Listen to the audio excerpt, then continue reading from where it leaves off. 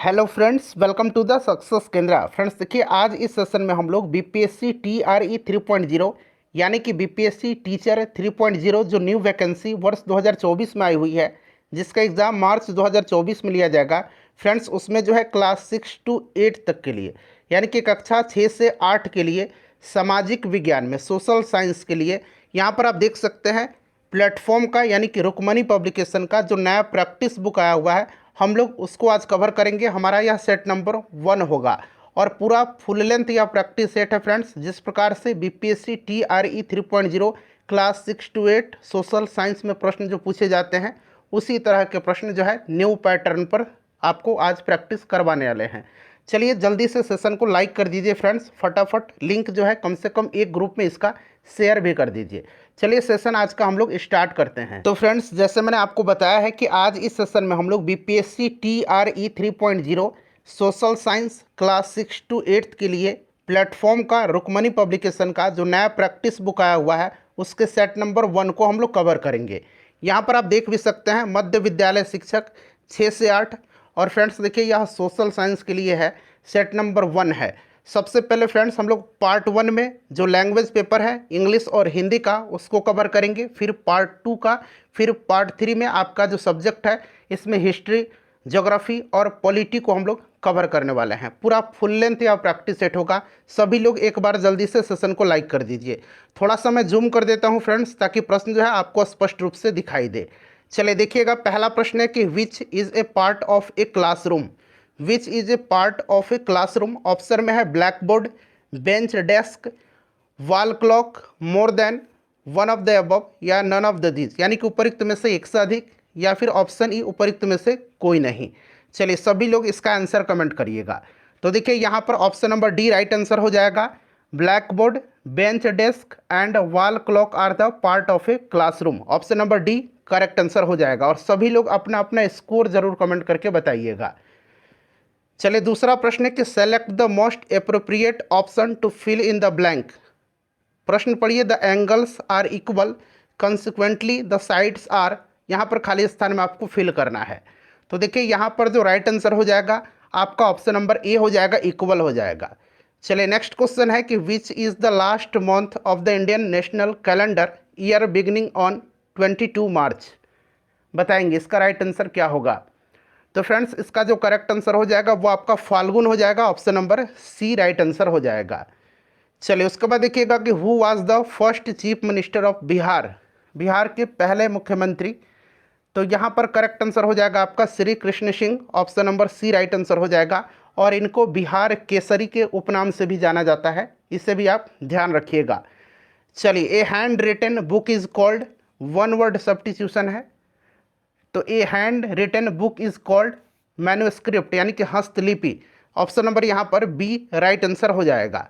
चलिए उसके बाद देखिएगा कि choose the most suitable English translation. तुम स्कूल कब जाते हो, इसका अंग्रेजी में ट्रांसलेशन आपको करना है। तो तुम स्कूल कब जाते हो, when do you go to school, यानी कि ऑप्शन नंबर यहाँ पर सी राइट आंसर इसका हो जाएगा। चलिए उसके बाद देखिएगा नेक्स्ट क्वेश्चन है। और फ्रेंड्स देखिए बीपीएससी टीआरई जो 2.0 हुआ था वहाँ तक, और 1992 से लेकर के जो पिछली बार बीपीएससी टी हुआ था, जितने भी मॉडर्न हिस्ट्री के, बिहार हिस्ट्री के, पॉलिटी के यानी कि पॉलिटिकल साइंस के, ज्योग्राफी के, साइंस के यानी कि बायोलॉजी, फिजिक्स और केमिस्ट्री, उन सबको मैंने कवर करा दिया है। देखिए 40 जो नंबर का पार्ट 2 होता है, उसके लिए आप साइंस को भी देख सकते हैं, क्योंकि सभी में पूछा जाएगा। साथ ही साथ वहाँ से मॉडर्न हिस्ट्री आपका कवर हो जाएगा, ज्योग्राफी, सब कुछ मैंने कवर कराया हुआ है। सभी का लिंक आपको डिस्क्रिप्शन बॉक्स में मिल जाएगा फ्रेंड्स, ज़रूर देख लीजिएगा। चलिए which of the following is the highest mountain in India. सभी लोग आंसर कमेंट करके चलिएगा। The highest mountain in India is Kanchenjunga. तो यहाँ पर देखिए option number B correct answer हो जाएगा। देखिए मदर्स मदर इज़, बताइए, यानी कि माँ की माँ जो है वो क्या है, तो करेक्ट आंसर हो जाएगा मैटरनल ग्रैंड मदर। तो यहाँ पर option number A right answer हो जाएगा। चलिए अब यहाँ से क्वेश्चन नंबर 9 से देखिएगा। हिंदी स्टार्ट हो रहा है, मत्सर इस तरह से लिखा गया है, म आधा तो सो और र। मत्सर शब्द का तद्भव रूप कौन सा है। मत्सर शब्द का तद्भव रूप जो है यहाँ पर मच्छर होगा। तो option number A right answer हो जाएगा। मछली तद्भव शब्द का तत्सम रूप मत्स्य होगा, ठीक है ना, मछली का तद्भव रूप मत्स्य होगा, इसे भी आप ध्यान रखिएगा।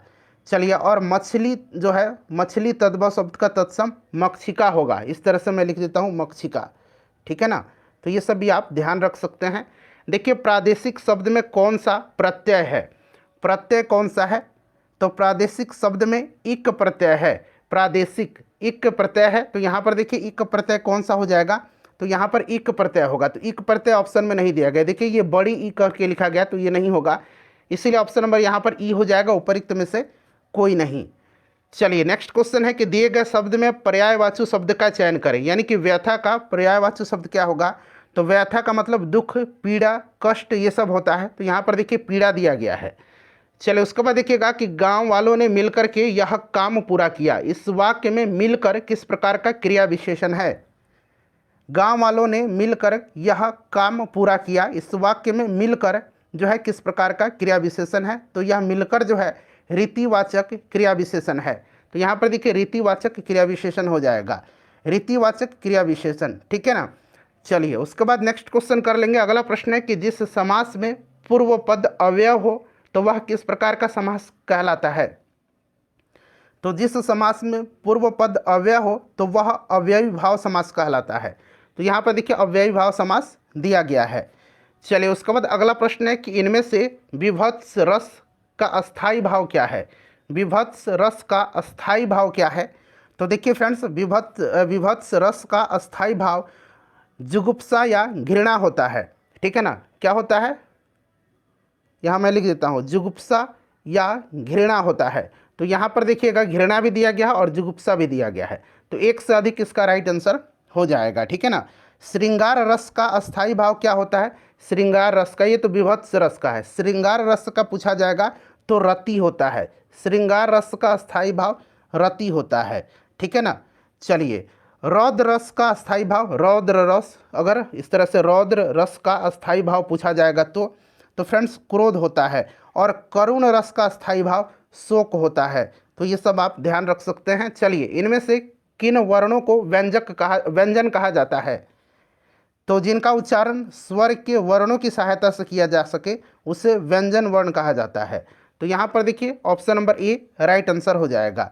हिंदी वर्णमाला में 11 स्वर हैं, इसे भी आप ध्यान रखिएगा, ठीक है ना। चलिए, उसके बाद देखिएगा कि इनमें से कौन सा व्यंजन उष्म व्यंजन है, उष्म व्यंजन कौन सा है। उष्म व्यंजन का उच्चारण घर्षण से उत्पन्न उष्ण वायु से होता है। उष्ण व्यंजनों की संख्या 4 है, तालव्य स, उसके बाद मूर्धन स, दंत स और ह। तो यहाँ पर देखिएगा आपका ह और स भी दिया गया है, दंत स, इसीलिए एक से अधिक इसका राइट आंसर हो जाएगा, ठीक है ना। चलिए, उसके बाद देखिएगा कि इनमें से उर्दू के उपसर्ग से बना शब्द कौन सा है, उर्दू के उपसर्ग से। तो यहाँ पर देखिए विकल्प में जो दिया गया है खुशबू शब्द, यह उर्दू के उपसर्ग से बना हुआ है।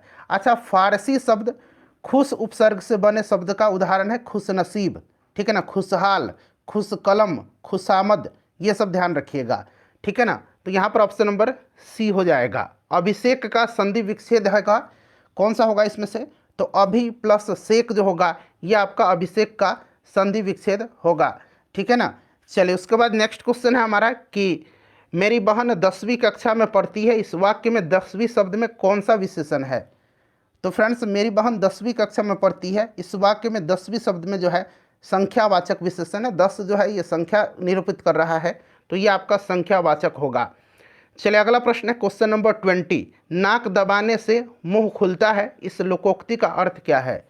नाक दबाने से मुंह खुलता है, इस लोकोक्ति का अर्थ है कठोरता से कार्य को सिद्ध करना, यानी कि कठोरता से कार्य सिद्ध होता है। ऑप्शन नंबर यहाँ पर बी राइट आंसर हो जाएगा। कलेजा मुंह में आना, इसका अर्थ होता है बहुत दुख होना, ठीक है ना। चलिए, उसके बाद नेक्स्ट क्वेश्चन है हमारा कि जो पढ़ा न गया हो, इस वाक्यांश के लिए सही शब्द कौन सा है। जो पढ़ा न गया हो उसके लिए होगा अपठित, क्या होगा, अपठित होगा, ठीक है ना। जिसको पढ़ा ना जा सके, जो पढ़ने योग्य नहीं हो, उसके लिए आपका अपठनीय होगा, ठीक है ना। और फ्रेंड्स, जो कार्य करना कठिन हो उसके लिए दुष्कर एक शब्द होता है, ठीक है। चलिए, अगला प्रश्न है कि आज मुझे थोड़ी सी फुर्सत मिली, इस वाक्य में थोड़ी सी किस प्रकार का विशेषण है।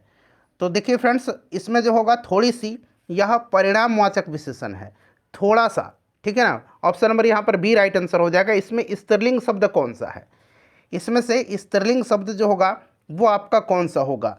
तो देखिए इसमें से अगर हम बात करते हैं स्त्रीलिंग शब्द का, तो रचना शब्द जो है ये स्त्रीलिंग शब्द है। यहाँ पर देखिए रचना राइट आंसर इसका हो जाएगा, ठीक है ना फ्रेंड्स। चलिए उसके बाद देखिएगा कि भ्रमर शब्द का तद्भव रूप कौन सा है। भ्रमर शब्द का, भ्रमर का तद्भव रूप आपसे पूछा जा रहा है, तो फ्रेंड्स ये भौंरा होगा, ठीक है ना। भौंरा राइट आंसर हो जाएगा। चलिए रिक्त स्थान को भरने के लिए उपयुक्त शब्द का चयन करें। कालिदास कवियों, खाली स्थान दिया गया है, श्रेष्ठ हैं, तो कालिदास कवियों में श्रेष्ठ हैं। ऑप्शन नंबर बी यहाँ पर राइट आंसर हो जाएगा। चलिए उसके बाद नेक्स्ट क्वेश्चन हमारा कि दिए गए शब्द का विलोम चुनना है। तम का विलोम शब्द क्या होगा। तो देखिए तम का मतलब अंधकार होता है, तो इसका विलोम प्रकाश होगा, तो यहाँ पर प्रकाश दिया गया है। Option number B right answer हो जाएगा। कहीं कहीं आपको आलोक भी मिलेगा, तो आलोक का मतलब ही प्रकाश ही होता है। चलिए उसके बाद देखिएगा कि दिए गए वाक्यों के लिए एक शब्द दीजिए जिसकी आयु लंबी हो।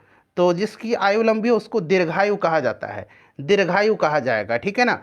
अच्छा जिसकी आयु कम है उसको अल्प आयु कहा जाएगा, ठीक है। चलिए उसके बाद नेक्स्ट क्वेश्चन है दिए गए शब्दों के लिए एक शब्द दीजिए। नीचे लिखी हुई, इसके लिए एक शब्द क्या होगा। तो इसका जो राइट आंसर हो जाएगा वो ऑप्शन नंबर सी हो जाएगा, निम्नलिखित। क्या होगा, निम्नलिखित। निम्न मतलब नीचे लिखी हुई, ठीक है ना। स्वलिखित मतलब खुद से लिखा हुआ, हस्तलिखित मतलब हाथ से लिखा हुआ, और ऊपर लिखित मना ऊपर लिखा हुआ, उपलिखित, ठीक है ना। ऊपर लिखित यहाँ पर देख सकते हैं। दिए गए शब्द के पर्यायवाची शब्द का चयन करें। केशव, केशव का पर्यायवाची शब्द नारायण, दामोदर, पीताम्बर, गोविंद, गोपाल, ये सब होता है। तो ऑप्शन नंबर गोपाल देखिए यहाँ पर दिया गया है, ठीक है ना फ्रेंड्स। चलिए एक मिनट रुक जाइए। तो मैंने अभी बताया माधव भी है, इसमें माधव शब्द भी दिया गया है, ठीक है। तो एक से अधिक इसका राइट आंसर होना चाहिए। सही वर्तनी वाले शब्द का चयन करें। तो इसमें से देखिए दुह स्वप्न जो है यह वाला आपका ऑप्शन सी ये आपका करेक्ट दिया गया है, ठीक है ना फ्रेंड्स। चलिए तो ये आपका लैंग्वेज वाला पोर्शन कंप्लीट हो गया। अब यहाँ से हम लोग जो पार्ट 2 है सामान्य अध्ययन का उसको कंप्लीट करेंगे। आप किसी भी सब्जेक्ट से हैं, आपको हिंदी मतलब जो हिंदी अंग्रेजी लैंग्वेज है वो आपको सेम ही रहेगा, और जो पार्ट 2 है सामान्य अध्ययन वो सभी के लिए सामान्य रहेगा। चलिए उसके बाद देखिएगा अगला प्रश्न है 31 नंबर है, और पार्ट 2 का है यह कि भारत का कुल क्षेत्रफल कितना है। भारत का कुल क्षेत्रफल कितना है। तो 32,87,263 वर्ग किलोमीटर, यानी कि अगर हम बात करें तो ये आपका कितना होगा 3.287 मिलियन वर्ग किलोमीटर। तो ये लगभग आपका 3.33 मिलियन वर्ग kilometre, option A right answer हो जाएगा, ठीक है ना। और देखिए भारत का दक्षिणतम बिंदु इंदिरा पॉइंट है जो ग्रेट निकोबार के दक्षिण में स्थित है, ठीक है। इसे भी आप ध्यान रखेंगे। और इंदिरा पॉइंट को पहले पिग्मेलियन कहा जाता था। नेक्स्ट क्वेश्चन कर लेंगे, अगला प्रश्न है हमारा। और जो भारत का जो आपका कुल भौगोलिक क्षेत्रफल है यह आपका विश्व के कुल भौगोलिक क्षेत्रफल का 2.42% है, इसे भी आप ध्यान रखिएगा। नर्मदा नदी का उद्गम स्थल कहाँ पर है। नर्मदा नदी का उद्गम स्थल, तो नर्मदा नदी आपको पता है मध्य प्रदेश में अमरकंटक की पहाड़ी से निकलती है। नर्मदा नदी विंध्यन पर्वत और सतपुड़ा पर्वत के बीच पूरब से पश्चिम की ओर बहती है, ठीक है। और नर्मदा नदी अरब सागर के खंबात की खाड़ी में जाकर के गिरती है। तो यहाँ पर देखिएगा अमरकंटक की पहाड़ी नहीं दिया गया है, तो ऑप्शन ई हो जाएगा, उपरिक्त में से कोई नहीं। चलिए नेक्स्ट क्वेश्चन है कि निम्न में से कौन परियोजना बेतवा नदी पर है। बेतवा नदी पर इस पर कौन सी परियोजना है। तो ये माता टीला परियोजना है, ठीक है ना। अच्छा मंडी परियोजना जो है ये व्यास नदी पर है। तिलैया परियोजना जो है तिलैया परियोजना यह आपका बराकर नदी पर झारखंड में स्थित है, ठीक है। चलिए नेक्स्ट क्वेश्चन करेंगे कि निम्नांकित में कौन मानव निर्मित झील है। मानव निर्मित झील इसमें से कौन सा है। तो देखिए गोविंद बल्लभ पंत सागर जो झील है यह मानव निर्मित झील है। साथ ही साथ यहाँ पर आप देखेंगे अगला जो मैं आपको बता रहा हूँ पेरियार झील, पेरियार झील भी यह भी मानव निर्मित झील है। गोविंद बल्लभ पंत सागर जो है फ्रेंड्स यह उत्तर प्रदेश में रिहंद नदी पर बनाया गया है, और रिहंद नदी आपको पता है सोन नदी की सहायक नदी है। पेरियार झील केरल में है पेरियार नदी पर, यह भी मानव निर्मित ही झील है। तो एक से अधिक राइट आंसर हो जाएगा, एक और दो, तो एक से अधिक इसका करेक्ट आंसर हो जाएगा।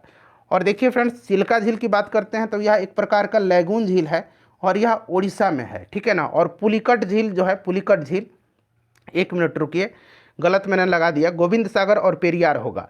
यहाँ पर देखिए पुलिकट झील जो है, पुलिकट झील, तो पुलिकट झील आंध्र प्रदेश और तमिलनाडु की बॉर्डर पर स्थित है और यह भी एक प्रकार का प्राकृतिक लैगून झील है। एक से अधिक राइट आंसर हो जाएगा इसका। देखिए दूध सागर जलप्रपात किस राज्य में स्थित है?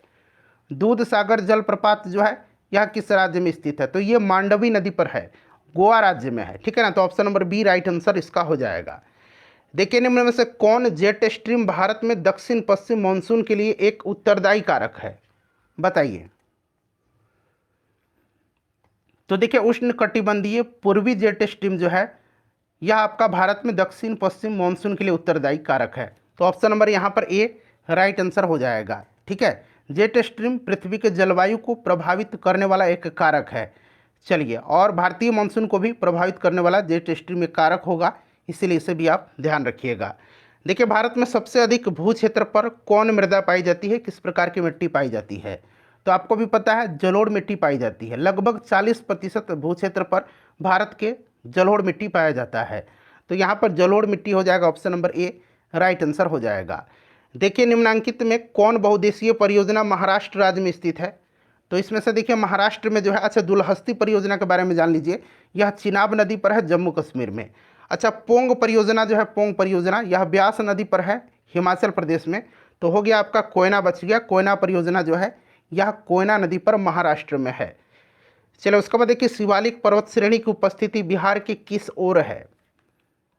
शिवालिक पर्वत श्रेणी की उपस्थिति, तो देखिए फ्रेंड्स राइट आंसर बिहार के उत्तर पश्चिम भाग में स्थित है, ठीक है ना। शिवालिक श्रेणी हिमालय की सबसे दक्षिणी श्रेणी है, इसे भी आप ध्यान रखिएगा, ठीक है ना। और शिवालिक श्रेणी के एक छोटे भाग की उपस्थिति बिहार के उत्तर पश्चिम भाग में अर्थात पश्चिम चंपारण जिला में है। क्लियर। चलिए नेक्स्ट क्वेश्चन कर लेंगे, अगला प्रश्न हमारा। तो यहाँ पर राइट आंसर आपका ऑप्शन नंबर सी हो जाएगा। क्वेश्चन नंबर 40 है कि पबना विद्रोह जो है ये कब हुआ था? पबना विद्रोह जो है यह 1873 से 1876 के दरमियान हुआ था। और देखिए पबना विद्रोह जमींदारों के विरुद्ध किसानों का एक विद्रोह था, ठीक है। और यह विद्रोह जो हुआ था यह किसान विद्रोह तत्कालीन बंगाल के यूसुफ शाही परगना में पबना क्षेत्र में हुआ था, ठीक है। राइट आंसर इसका क्या हो जाएगा? और इस विद्रोह के नेता ईशान चंद्र राय थे, option number B correct answer हो जाएगा। स्वामी दयानंद सरस्वती का वास्तविक नाम क्या था? तो मूल शंकर नाम था। और 1875 में इन्होंने जो है आर्य समाज की स्थापना किया था। वेदों की ओर लौटो का नारा इन्हीं का है, ठीक है ना, याद रखिएगा। और सत्यार्थ प्रकाश इनकी पुस्तक का नाम है, ये भी आप ध्यान रखेंगे। चलिए क्वेश्चन नंबर 42 करेंगे अब यहाँ से कि ब्रिटिश शासनकाल में कलकत्ता मदरसा की स्थापना किसके द्वारा किया गया था? तो 1781 ईस्वी में बंगाल के गवर्नर जनरल वारेन हेस्टिंग्स द्वारा कलकत्ता मदरसा का स्थापना किया गया था, ठीक है। चलिए, और वाराणसी में संस्कृत विद्यालय की स्थापना 1791 ईस्वी में जोनाथन डंकन ने किया था। एशियाटिक सोसाइटी ऑफ बंगाल की स्थापना 1784 में सर विलियम जोन्स ने किया था। तो ये सभी भी आप ध्यान रखेंगे। भारत की शिक्षा पर चार्ल्स वुड का डिस्पैच जो था यह किस वर्ष आया था? वुड डिस्पैच की बात हो रही है, तो ये लॉर्ड डलहौजी के समय में 1854 में आया था, ठीक है ना। 1854 इसका राइट आंसर हो जाएगा, ऑप्शन नंबर सी, ठीक है ना फ्रेंड्स, ध्यान रखिएगा। और चार्ल्स वुड डिस्पैच को भारतीय शिक्षा का मैग्ना कार्टा भी कहा जाता है, तो इसे भी आप ध्यान रखेंगे। चलिए उसके बाद देखिएगा कि भारत में पहला समाचार पत्र कहाँ से प्रकाशित हुआ था। तो देखिए फ्रेंड्स भारत में पहली बार समाचार पत्र निकालने का श्रेय आयरिश जेम्स ऑगस्टस हिकी को जाता है, ठीक है ना फ्रेंड्स, ध्यान रखिएगा। बंगाल गजट आपको याद भी होगा। और देखिए अब भारत में पहला समाचार पत्र का प्रकाशन कोलकाता में हुआ था, ठीक है ना फ्रेंड्स। चलिए तो यहाँ पर option number A right answer हो जाएगा। किसके द्वारा लंदन में इंडियन होम रूल सोसाइटी की स्थापना किया गया था? तो लंदन में इंडियन होम रूल सोसाइटी की स्थापना 1905 में जो है श्यामजी कृष्ण वर्मा के द्वारा किया गया था, option number C right answer इसका हो जाएगा। चलिए नेक्स्ट क्वेश्चन है कि किस वर्ष दादा भाई नौरोजी ब्रिटिश पार्लियामेंट के हाउस ऑफ कॉमन्स के सदस्य चुने गए थे? बताइए। पहले भारतीय भी थे ये, तो फ्रेंड्स ये चुने गए थे 1892 में, ठीक है। लिबरल पार्टी की ओर से या फिन्सबरी सेंट्रल क्षेत्र से ब्रिटिश संसद के हाउस ऑफ कॉमन्स के सदस्य बने थे, ठीक है। और ब्रिटेन के हाउस ऑफ कॉमन्स के लिए चुनाव लड़ने वाले ये प्रथम भारतीय कौन थे? तो व्योमेश चंद्र बनर्जी थे चुनाव लड़ने वाले, और उसमें जीत करके जाने वाले दादा भाई नौरोजी थे। तो यहाँ पर option number C right answer हो जाएगा, मतलब चुने जाने वाले। चलिए उसके बाद देखिएगा, गोपाल कृष्ण गोखले के राजनीतिक गुरु निम्न में से कौन थे? तो आपको भी पता है ये महादेव गोविंद रानाडे थे। और गोपाल कृष्ण गोखले किनके राजनीतिक गुरु हैं? तो ये महात्मा गांधी के राजनीतिक गुरु हैं, ठीक है ना। चलिए नेक्स्ट क्वेश्चन कर लेंगे। अगला प्रश्न है हमारा कि बाल गंगाधर तिलक द्वारा निकाली गई मराठा समाचार पत्र किस भाषा में प्रकाशित की जाती थी? तो मराठा जो था फ्रेंड्स ये आपका अंग्रेजी में था, और केसरी जो प्रकाशित होता था, केसरी केसरी होता था मराठा भाषा में, ठीक है ना। तो मतलब मराठी में होता था। चलिए तो ये आप याद रखेंगे। राइट आंसर इसका क्या हो जाएगा? Option number C. चलिए उसके बाद नेक्स्ट क्वेश्चन कर लेंगे कि भारतीय संविधान में भाग 9 ख यानी कि पार्ट 9 बी किस संविधान संशोधन अधिनियम 2011 के अंतर्गत अंतः स्थापित हुआ था? बताइए राइट आंसर क्या हो जाएगा?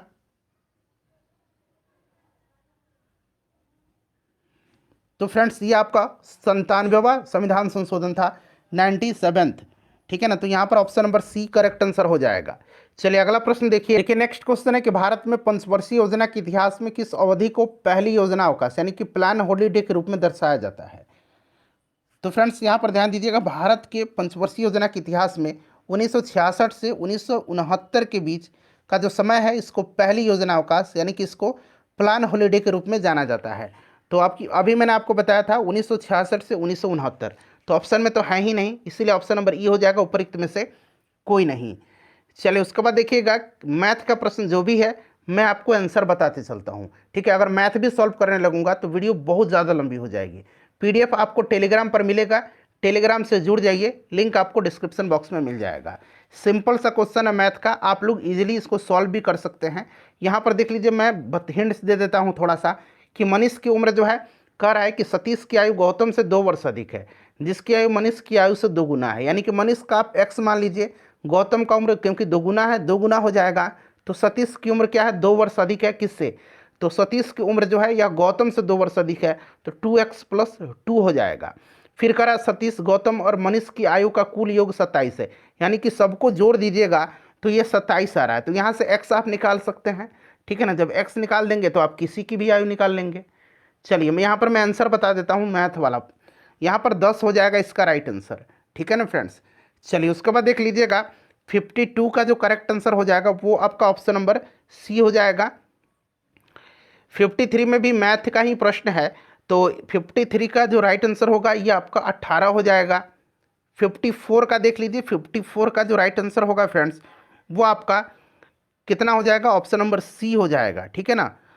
ऑप्शन नंबर सी में 100 दिया गया है। 55 का जो राइट आंसर होगा वो आपका ऑप्शन नंबर बी हो जाएगा, 20:23 हो जाएगा।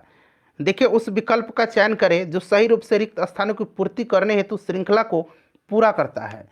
तो इसमें से आपका 607 हो जाएगा, ऑप्शन नंबर सी, ठीक है ना फ्रेंड्स। चलिए 57 का देख लीजिएगा, 57 का राइट आंसर भी ऑप्शन नंबर सी हो जाएगा। 58 का करेक्ट आंसर यहाँ पर ऑप्शन नंबर ए हो जाएगा, 26/3%। चलिए उसके बाद देखिएगा, साइंस का प्रश्न आ गया, आधुनिक आवर्त सारणी के अनुसार निम्न में से किस तत्व का परमाणु क्रमांक 30 है? यानी कि एटॉमिक नंबर किसका 30 है? तो एटॉमिक नंबर जो 30 है फ्रेंड्स यह आपका किसका है? जिंक का है। जिंक जो है ऑप्शन में नहीं दिया गया है, इसीलिए जिंक जो है ऑप्शन में नहीं, ऑप्शन नंबर ई हो जाएगा, ठीक है। चलिए यहाँ पर देखिए, कोबाल्ट का 27 दिया गया है, निकल का 28 होता है, और यहाँ पर देखिएगा कॉपर का 29 होता है। चलिए केल्विन पैमाने पर लिए गए ताप को सेल्सियस पैमाने पर बदलने के लिए आपको दिए गए ताप में क्या करना होगा? तो केल्विन पैमाने पर लिए गए ताप को सेल्सियस पैमाने में चेंज करने के लिए उसमें जो है 273 घटाना होगा, ठीक है ना। तो यहाँ पर 273 घटाना होगा, ऑप्शन नंबर यहाँ पर सी राइट आंसर हो जाएगा। क्योंकि K = क्या होता है केल्विन में? 273 प्लस यहाँ पर C होगा, तो आपको यहाँ पर घटाना होगा ना, जब सेल्सियस में जाएंगे तो ये आपको घटाना होगा, ठीक है ना फ्रेंड्स। तो ऑप्शन नंबर यहाँ पर सी राइट आंसर हो जाएगा। चलिए, मानव शरीर का कौन सा अंग रक्त शर्करा की मात्रा को नियंत्रित करता है? सिंपल सा क्वेश्चन है, यह आपका अग्नाशय है, पैनक्रियाज है। और आपको याद भी होगा अग्नाशय जो है यह अंतःस्रावी और बहिस्रावी दोनों प्रकार की ग्लैंड है, दोनों प्रकार की ग्रंथि है, ठीक है, ध्यान रखिएगा फ्रेंड्स। और इसकी जो लैंगरहैंस की दीपिका है वहाँ के जो बीटा सेल है वहीं से इंसुलिन स्रावित होता है। चलिए उसके बाद देखिएगा कि प्रोपेन का रासायनिक सूत्र कौन सा है। मीथेन का CH4 होता है, आपको पता है। एथेन का C2H6 होता है। प्रोपेन का क्या हो जाएगा, C3H8 हो जाएगा। उसी प्रकार से ब्यूटेन का पूछेगा तो C4H10 हो जाएगा। तो यहाँ पर देखिए C3H8 हो जाएगा, ऑप्शन नंबर बी हाइड्रोकार्बन है ये। चलिए उसके बाद देखिएगा 63 नंबर क्वेश्चन है कि निम्न में से कौन से संकेतक का उपयोग अम्लीय और उदासीन विलयनों के बीच फर्क करने के लिए नहीं किया जा सकता है। तो फ्रेंड्स ये ऑप्शन नंबर सी हो जाएगा। कौन सा, तो फिनोल्फिलेथिन, ठीक है ना। ऑप्शन नंबर यहाँ पर सी राइट आंसर इसका हो जाएगा। चलिए आपको पता है कि पीएच मान जो 7 होता है तो विलयन उदासीन होता है, 7 से अधिक है तो क्षारीय होता है, और 7 से कम है तो अम्लीय होता है। और फ्रेंड्स याद रखिएगा शुद्ध जल का पीएच 7 होता है, खाने वाला जो नमक है उसका भी पीएच मान 7 ही होता है।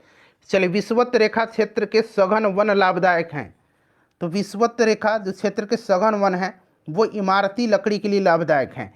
इमारती लकड़ी के लिए, तो इमारती लकड़ी तो दिया ही नहीं गया है, तो ऑप्शन नंबर ई हो जाएगा उपयुक्त में से कोई नहीं। चलिए उसके बाद नेक्स्ट क्वेश्चन है कि कोई पिंड विराम से चलना शुरू हुआ, मतलब शुरू करता है, और इसका विस्थापन डैश के समानुपातिक तब होगा जब इसका त्वरण स्थित हो। तो कोई पिंड विराम से चलना शुरू करता है तो इसका विस्थापन शुरू किए गए जो समय है उसके समानुपातिक तब होता है जब त्वरण स्थिर हो। तो यहाँ पर देखिएगा शुरू किए गए समय, ऑप्शन नंबर यहाँ पर बी करेक्ट आंसर हो जाएगा। चलिए उसके बाद नेक्स्ट क्वेश्चन हमारा कि निम्नलिखित में से किस उत्तक में मृत कोशिकाएं होती हैं। ये प्रश्न बड़ा पूछा जाता है। तो मृत कोशिकाएं जो होती है ये एस्क्लेरेन्काइमा में होती है। एस्क्लेरेन्काइमा के उत्तक में मृत कोशिकाएं होती हैं, ठीक है ना, याद रखिएगा, जिसको कि हम लोग दृढ़ उत्तक कहते हैं। चलिए और राइट आंसर इसका क्या हो जाएगा, तो यहाँ पर ऑप्शन नंबर ए हो जाएगा एस्क्लेरेन्काइमा, ठीक है ना फ्रेंड्स। चलिए और देखिए यहाँ पर आपका अगर हम बात करते हैं एस्क्लेरेन्काइमा की, तो देखिए एस्क्लेरेन्काइमा जो होता है ना, ये इसको हम लोग दृढ़ उत्तक कहते हैं। इसकी कोशिकाएं मृत, लंबी, संकरित तथा दोनों सिरों पर नुकीली होती है। इस चीज़ को भी आप ध्यान रखिएगा। और यहाँ पर देखिए पेरेन्काइमा दिया गया है, पेरेन्काइमा जीवित है, ठीक है ना, पेरेन्काइमा जीवित है। चलिए उसके बाद नेक्स्ट क्वेश्चन कर लेंगे। अगला प्रश्न है कि 3 क्रमागत बट्टा दिया गया 30, 20 और 5%, समतुल्य बट्टा क्या होगा। सिंपल सा क्वेश्चन है, मैं फटाफट आंसर बता देता हूँ इसका 46.80%। चलिए इसका वैल्यू आपको निकालना है। वैल्यू इसका कितना आएगा निकल के, तो फ्रेंड्स इसका वैल्यू आएगा आपका 2 आ जाएगा, ठीक है ना। चलिए उसके बाद देखिएगा कि एक व्यक्ति को, ये मैथ का ही प्रश्न है, आंसर मैं आपको बता देता हूँ। आंसर आपका हो जाएगा इसका 256 रुपया। चलिए उसके बाद देखिएगा कि किरण बालियान ने एशियाई खेलों में 2023 में 72 वर्षों के बाद भारत के लिए पहला कांस्य पदक किस खेल में जीता है। नाम क्या है, किरण बालियान, ठीक है ना। किस खेल में जीता है, तो फ्रेंड्स इन्होंने गोला फेंक में जीता है। गोला फेंक राइट आंसर यहाँ पर हो जाएगा। चलिए नेक्स्ट क्वेश्चन करेंगे अब, और यहाँ से अब लोग सब्जेक्ट स्टार्ट हो रहा है सामाजिक विज्ञान का पार्ट 3 में इतिहास, फिर हम लोग भूगोल भी कवर करेंगे और पॉलिटिकल साइंस भी आपको कवर करेंगे। चलिए फ्रेंड्स स्टार्ट करते हैं। देखिए पहला प्रश्न है आपका मतलब 71 नंबर कि किसके परिणाम स्वरूप 5वीं शताब्दी ईस्वी सन में गुप्त साम्राज्य का पतन हुआ था। सभी लोग अपना अपना सब्जेक्ट कॉम्बिनेशन बताइएगा कमेंट करके, ठीक है ना। तो देखिए हुन आक्रमण के परिणाम स्वरूप 5वीं शताब्दी ईस्वी सन में गुप्त साम्राज्य का पतन हुआ था, और हुनों का भारत पर आक्रमण गुप्त सम्राट स्कंदगुप्त के शासनकाल में ही शुरू हुआ था, और स्कंदगुप्त के हाथों हुन जो थे बुरी तरह परास्त भी हुए थे, ठीक है ना। और गुप्त साम्राज्य के पतन के और भी कई कारण हैं, जैसे कि प्रशासन का सामंतीय ढांचा, उसके बाद अयोग्य उत्तराधिकारी बाद में होने लगे, क्षेत्रीय शक्तियों का उत्थान होने लगा, आंतरिक गुटबाजी होने लगी, और उनकी जो अर्थव्यवस्था थी, आर्थिक स्थिति थी, ये कमज़ोर थी। तो ये कई कारण हैं, लेकिन यहाँ से हुन आक्रमण होगा ऑप्शन के हिसाब से। चलिए 72 नंबर है। आप लोग मॉडर्न हिस्ट्री वाला मैराथन क्लास जो मैंने कराया हुआ है 3 घंटे का, उसको जरूर देखिएगा। चलिए वास्को डी गामा ने भारत की खोज कब किया था, मतलब समुद्री जो यात्रा था ये भारत को पहुंचा था, समुद्री मार्ग की खोज कहिए। तो फ्रेंड्स ये 1498 में, ये आपको याद होगा, ज़्यादा यहाँ पर एक्सप्लेन करने की ज़रूरत नहीं है। देखिए गौतम बुद्ध ने धर्मचक्र परिवर्तन कहाँ से आरंभ किया था, तो इन्होंने धर्मचक्र परिवर्तन आरंभ किया था सारनाथ से। सारनाथ में इन्होंने पहला उपदेश दिया था, वहीं धर्मचक्र परिवर्तन कहलाया। तो सारनाथ ऑप्शन में नहीं दिया गया है, ठीक है ना, तो उपयुक्त में से कोई नहीं। सारनाथ या ऋषि पत्तनम दोनों नाम याद रखना है आपको, ठीक है ना फ्रेंड्स। चलिए मुगल प्रशासन में मनसबदारी प्रणाली का परिवर्तन किसके द्वारा किया गया था? तो फ्रेंड्स ये अकबर के द्वारा किया गया था। ठीक है ना, मनसबदारी प्रथा जो थी ये अकबर ने 1574 में मनसबदारी प्रणाली को 1574 में लागू किया था। चलिए नेक्स्ट क्वेश्चन कर लेंगे। अगला प्रश्न है हमारा कि निम्न में से किस अंग्रेज व्यक्ति ने पहली बार श्रीमद् भगवत गीता का अनुवाद अंग्रेजी में किया था? बड़ा महत्वपूर्ण प्रश्न है। तो फ्रेंड्स ये किया था चार्ल्स विल्किंस ने। चार्ल्स विल्किंस जो था इसने किया था। ठीक है ना। और विलियम जोन्स ने कालिदास की प्रसिद्ध रचना अभिज्ञान शाकुंतलम का पहली बार अंग्रेजी में अनुवाद किया था। कौन? पहले इसका आंसर देखिए, चार्ल्स विल्किंस हो जाएगा। और विलियम जोन्स जो था ये कालिदास की जो रचना अभिज्ञान शाकुंतलम इसकी पहली बार अंग्रेजी में अनुवाद किया था। ठीक है। चलिए, किस शासक को विक्रमादित्य की उपाधि दिया गया है? तो देखिए, सम्राट हेमचंद्र और चंद्रगुप्त द्वितीय इनको विक्रमादित्य की उपाधि दी गई है। तो यहाँ पर देखिएगा हेमचंद्र और चंद्रगुप्त द्वितीय, तो एक से अधिक इसका राइट आंसर हो जाएगा। चलो उसके बाद देखिएगा कि एलिफेंटा में चट्टान काटकर बनाए गए प्रसिद्ध मंदिर जो है यह निम्न में से संबंधित है। तो फ्रेंड्स यह राष्ट्रकूट शासक से संबंधित है, राष्ट्रकूट वंश से संबंधित है। तो यहाँ पर देखिए राष्ट्रकूट हो जाएगा। ठीक है ना फ्रेंड्स, याद रखिएगा राष्ट्रकूट। चलिए, राष्ट्रकूट वंश का संस्थापक पूछा जाएगा तो दंती दुर्ग था, दंती दुर्ग याद रखिएगा। 1906 ईस्वी में कांग्रेस के वार्षिक अधिवेशन की अध्यक्षता किसने किया था? तो 1906 में जो हुआ था ये कलकत्ता में हुआ था और इसकी अध्यक्षता दादा भाई नौरोजी ने किया था। तो यहाँ पर देखिए दादा भाई नौरोजी होगा, कलकत्ता में हुआ था। निम्नलिखित में से कौन खुदाई खिदमतगारों के अहिंसक आंदोलन के संस्थापक थे? खुदाई खिदमतगार, तो ये खान अब्दुल गफ्फार खान थे। इनको सीमांत गांधी के नाम से भी जाना जाता है। तो खान अब्दुल गफ्फार खान हो जाएगा। देखिए चोल काल के दौरान यहाँ पर देखिएगा मुरविंद वेलम और अरैयार किसकी उपाधियाँ थी? बताइए। तो चोल काल में जो था ये आपका मुविंद वेलम और अरैयार ये धनी भूमि स्वामी की जो थे उनकी उपाधियाँ थी। तो धनी भूस्वामियों की उपाधियाँ थी। ठीक है ना फ्रेंड्स, ध्यान रखिएगा। चलिए उसके बाद अगला प्रश्न करेंगे। और स्थानीय स्वशासन चोल प्रशासन की प्रमुख विशेषता थी, इस चीज़ को याद रखेंगे आप, इम्पॉर्टेंट है। ठीक है। चलिए, विजयालय जो था, विजयालय ये चोल वंश का संस्थापक था।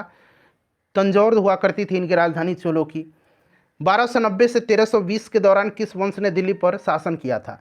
तो देखिए 1206 से लेकर के 1206 से 1290 तक जो था ये गुलाम वंश था। और 1290 से 1320 जो था ये आपका खिलजी वंश था। ठीक है ना। उसके बाद 1320 से 1414 तक, ठीक है ना, 1414 तक जो था, 1414 तक ये कौन सा वंश था? तो ये तुगलक वंश था। फिर आपका 14 से 51 तक, ठीक है ना, 1414 से 1451 तक जो था ये आपका सैयद वंश था। और आखिरी में 1451 से 1526 तक जब बाबर आक्रमण किया उस समय तक किसका? लोधी वंश का शासन था। चलिए, तो ये आपका राइट आंसर खिलजी हो जाएगा। देखिए यहाँ पर खाली स्थान दिया गया वेद, मैंने कौन सा वेद चारों वेदों में सबसे छोटा है, यह हिंदू परंपरा में एक दिव्य स्थिति रखता है और धुनों और मंत्रों का संग्रह है। सिंपल सा क्वेश्चन है, राइट आंसर बताइए सभी लोग। तो ये सामवेद है। सामवेद को भारतीय संगीत का जनक कहा जाता है। सामवेद का दो प्रमुख उपनिषद याद रखेंगे, छांदोग्य और जैमिनीय। ठीक है ना, छांदोग्य और जैमिनीय। तो यहाँ पर सामवेद हो जाएगा।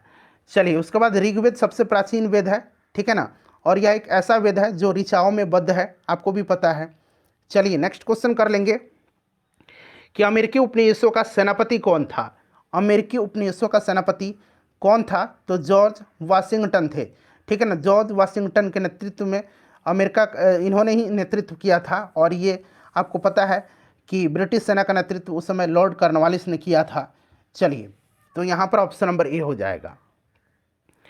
देखिएगा, पुष्टि मार्ग नामक भक्ति संप्रदाय के संस्थापक निम्नलिखित में से कौन थे? पुष्टि मार्ग नामक भक्ति संप्रदाय के संस्थापक कौन थे? तो फ्रेंड्स इसके संस्थापक वल्लभाचार्य थे। कौन थे?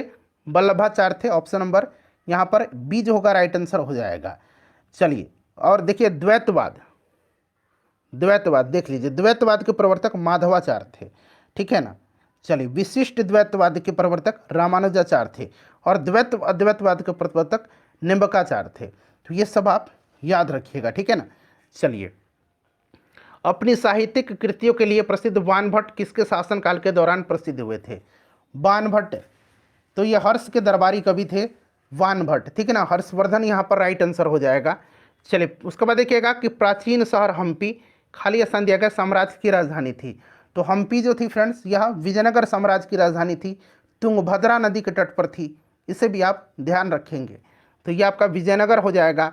तो विजयनगर ऑप्शन में नहीं है, इसलिए उपरोक्त में से कोई नहीं राइट आंसर हो जाएगा। देखिए उसके बाद देखिए अंग्रेजों द्वारा पहली फैक्ट्री की स्थापना 1651 में किस नदी के किनारे की गई थी? तो 1651 में हुगली नदी के किनारे की गई थी। ठीक है ना, हुगली नदी के किनारे। तो हुगली नदी याद रखिएगा। और दक्षिण भारत में अंग्रेजों ने अपनी प्रथम व्यापारिक कोठी की स्थापना 1611 में मसूलीपट्टनम में किया था, 1611 में। तो ये हुगली राइट आंसर होगा। निम्नलिखित नेताओं में से कौन काकोरी ट्रेन डकैती मामले में अभियुक्त नहीं थे? बताइए। 9 अगस्त 1925 को सहारनपुर लखनऊ लाइन को काकोरी जाने वाली 8 डाउन ट्रेन को सफलतापूर्वक लूटा था हिंदुस्तान रिपब्लिकन एसोसिएशन के क्रांतिकारियों ने। और फ्रेंड्स इसमें से अगर हम बात करते हैं तो देखिए काकोरी ट्रेन एक्शन इसका नाम कर दिया गया है। और इसमें से 17 लोगों को जो है सजाएं दी गई थी, 4 को आजीवन कारावास और राम प्रसाद बिस्मिल, अशफाक उल्ला खान, रोशन सिंह, राजेंद्र लहिड़ी को क्रमशः गोरखपुर, फैजाबाद, नैनी और गोंडा में फांसी दिया गया था। इस चीज़ को याद रखिएगा। तो यहाँ पर देखिएगा भगत सिंह इसमें नहीं थे। ठीक है, चलिए उसके बाद नेक्स्ट क्वेश्चन हमारा कि ईरान का प्रसिद्ध चित्रकार अब्दुल समद जो था यह किसके निमंत्रण पर भारत आया था? तो फ्रेंड्स ये हुमायूं के निमंत्रण पर भारत आया था। ठीक है ना, और अकबर के दरबार के प्रसिद्ध चित्रकार अब्दुल समद था। इस चीज़ को भी आपने पढ़ा होगा। तो आया था यह हुमायूं के निमंत्रण पर। ठीक है ना, चलिए हुमायूं नामा किसने लिखा है? गुलबदन बेगम ने लिखा है। ये प्रश्न बन सकता है, याद रखिएगा। देखिए अशोक के साम्राज्य के निम्नलिखित में से किस भाग में उनके शिलालेख खरोष्टी लिपि में लिखे गए हैं? खरोष्टी लिपि में, बताइएगा। खरोष्टी लिपि में। तो देखिए अशोक के साम्राज्य का जो उत्तर पश्चिम भाग था वहाँ पर जो शिलालेख मिले हैं ये खरोष्टी लिपि में है, उत्तर पश्चिमी भाग में। ठीक है ना फ्रेंड्स, ध्यान रखिएगा। चलिए उसके बाद देखिए अशोक के शिलालेख ब्राह्मी, खरोष्टी, ग्रीक और अरमाइक लिपि का प्रयोग हुआ था उसमें। इस चीज़ को आप जानते भी हैं। अशोक पहला शासक था मतलब भारत के जिन्होंने शिलालेख लिखने की शुरुआत किया था। देखिए गौतमी पुत्र सातकर्णी किस राजवंश का शासक था? तो फ्रेंड्स यह किस सातवाहन वंश का शासक था? सातवाहन वंश का शासक था। सीमुक जो था, सीमुक सातवाहन वंश का संस्थापक था। तो ये आपका सातवाहन हो जाएगा। और ब्राह्मणों को भूमि अनुदान देने की प्रथा ये सातवाहन वंशों ने ही शुरू किया था। इस चीज़ को ध्यान रखिएगा। देखिए फ्रेंड्स अगला प्रश्न है हमारा कि अष्टांगिक मार्ग यानी कि 8 प्रकार के पथ का तत्वज्ञान निम्नलिखित में से किसके द्वारा प्रतिपादित किया गया था? तो फ्रेंड्स ये गौतम बुद्ध के द्वारा प्रतिपादित किया गया था। ये आपको भी याद होगा, गौतम बुद्ध राइट आंसर हो जाएगा। देखिए सिद्धांत शिरोमणि नामक प्राचीन ग्रंथ निम्नलिखित में से किसने लिखा है? तो फ्रेंड्स इसको लिखा है भास्कराचार्य ने। गणित की पुस्तक लीलावती के लेखक कौन है? भास्कराचार्य द्वितीय हैं। इसे भी आप ध्यान रखेंगे। ठीक है ना, चलिए तो यहाँ पर राइट आंसर आपका हो जाएगा भास्कराचार्य। उसके बाद देखिएगा कि सवाई जयसिंह के सरपरस्ती में निम्नलिखित में से किस शहर में खगोलीय वेधशाला का निर्माण किया गया था? तो वाराणसी शहर में किया गया था। तो यहाँ पर देखिए वाराणसी राइट आंसर इसका हो जाएगा, वाराणसी दिया गया है। सवाई जयसिंह द्वितीय ने 5 जंतर मंतर का निर्माण करवाया था जो कि मथुरा, उज्जैन, वाराणसी, दिल्ली और जयपुर में है। जयपुर का जंतर मंतर इसमें से सबसे अधिक महत्वपूर्ण माना जाता है। तो यहाँ पर वाराणसी इसका राइट आंसर होगा। चलिए अगला प्रश्न है हमारा कि धर्मचक्र प्रवर्तन नामक बौद्ध आयोजन निम्नलिखित में से किस स्थान पर किया गया था? तो फ्रेंड्स इसका आयोजन सारनाथ पर हुआ था, सारनाथ में। ठीक है ना, option number C right answer हो जाएगा, सारनाथ पर। चलिए उसके बाद नेक्स्ट क्वेश्चन कर लेंगे कि अबुल फजल द्वारा लिखा गया अकबरनामा कितनी पुस्तकों में विभाजित है? 3 भागों में विभाजित है। अकबरनामा को 3 भाग में बांटा गया है। पहला भाग अमीर तैमूर से लेकर के हुमायूं तक के मुगल कालों का इतिहास का वर्णन करता है। दूसरा और तीसरे भाग में 1602 तक के बादशाह अकबर के इतिहास को दिया गया है। अकबरनामा का तीसरा भाग आइन अकबरी है। आइन अकबरी के लेखक अबुल फजल हैं, इसी का भाग है ना अकबरनामा का। इसमें मुगल प्रशासन का डाटा को संग्रहित किया गया है। ठीक है, और ध्यान रखेंगे तो ये आपका 3 हो जाएगा। चलिए सुल्तानगंज बिहार में भागलपुर के निकट में खोजी गई गौतम बुद्ध की विशाल प्रतिमा को किस काल की प्रतिमा मानी गई है? तो फ्रेंड्स यह गुप्त काल की प्रतिमा मानी गई है। चलिए उसके बाद नेक्स्ट क्वेश्चन है कि ब्रिटिश ईस्ट इंडिया कंपनी का भारत से व्यापार करने का एकाधिकार निम्नलिखित में से किस वर्ष में एक कानून के द्वारा समाप्त कर दिया गया? तो फ्रेंड्स ये एकाधिकार जो था यह 1813 में एक कानून के द्वारा समाप्त किया गया था। 1813 यहाँ पर राइट आंसर हो जाएगा 1813। तो 1813 तो ऑप्शन में है ही नहीं, उपरोक्त में से कोई नहीं होगा। देखिए 1192 ईस्वी में तराई के द्वितीय युद्ध में पृथ्वीराज चौहान को निम्नलिखित में से किसने पराजित किया था? तो 1192 में तराइन का पहला युद्ध हुआ था, ठीक है ना, और 1191 में पहला युद्ध हुआ था। तो पहला युद्ध में जो है आपको पता है पृथ्वीराज चौहान और मोहम्मद गोरी के बीच हुआ था, और इसमें जो है आपको पृथ्वीराज चौहान ने मोहम्मद गोरी को हराया था। और दूसरा हुआ था 1192 में, इसमें पृथ्वीराज चौहान जो है हार गए थे, ठीक है ना। तो यहाँ पर देखिए पृथ्वीराज चौहान को किसने पराजित किया था? तो गोरी ने किया था।